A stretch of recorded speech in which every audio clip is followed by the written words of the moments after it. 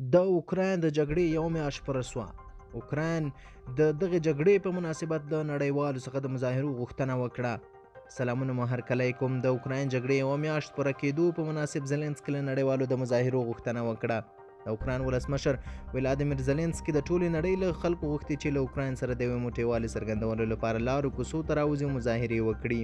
نوموړي له ځایي وخت سره سم ګیز وختي په یو ویډیویي پیغام کې دا غوښتنه لومړی ځل په انګلیسي ژبه وکړه. نوموړي ویل روسیه یوازې د اوکراین پر ضد جګړه نه کوي بلکې د ټولو انسانانو د ازادۍ خلاف جګړه کوي. ښاغلي زلنسکي له نړیوالو وغوښتل چې د روسیې له لوري د زور ظلمانه کار مخه ونیسي.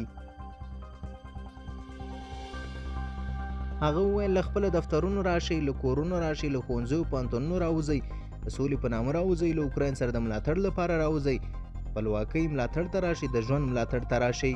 زلنسکي دا څرګندونې په بروکسل کې د ناټو سازمان له غونډې پیلېدو څخه ساعته مخکې وکړلې.